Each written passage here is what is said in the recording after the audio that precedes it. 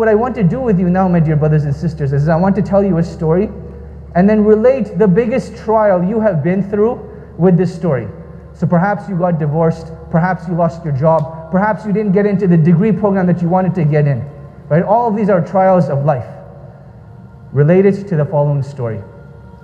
Allah subhanahu wa ta'ala blessed me to study at the Islamic University of Medina.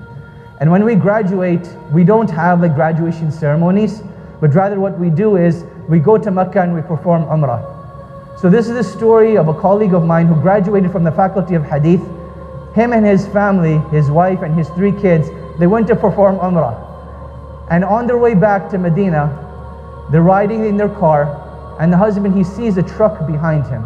And this truck is going really, really fast, like 120 miles per hour. So you can imagine like an 18-wheel truck zooming down the highway.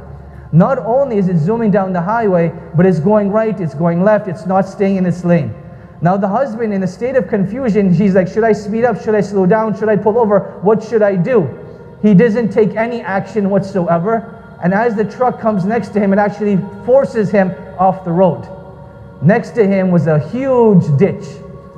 So as he's driving and his car now goes off the road, the car rolls over once, it rolls over twice, and it rolls over a 3rd time.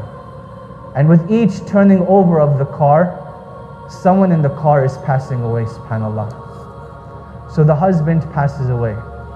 The oldest son passes away. The 2nd son passes away.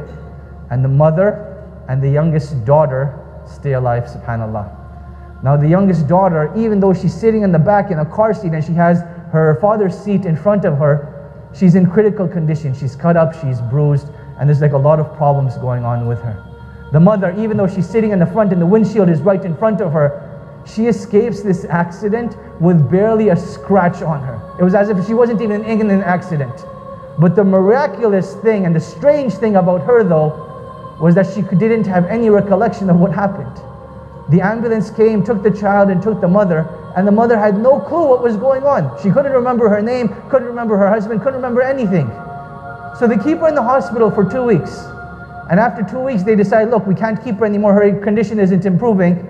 So some of the other sisters from Canada, they came and they took her from the hospital and took her back to one of their houses. They had lunch, they had tea, they're having dessert. And as this is going on, one of the sisters decides to tell her what happened. Look, your husband was studying, he graduated, you guys went to perform Umrah, and on the way back you got into an accident where your husband passed away, your 2 oldest children passed away, and your youngest daughter is still in the intensive care unit.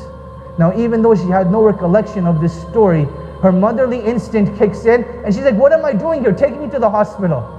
They take her to the hospital, and I want you to imagine the space between myself and that table right over there. That is the space between her and her child.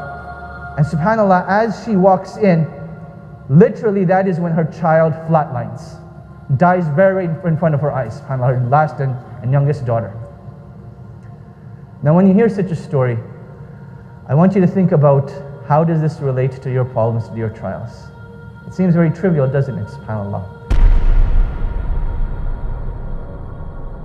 As we tell young children, don't cry over broken crayons, don't cry over spilled milk.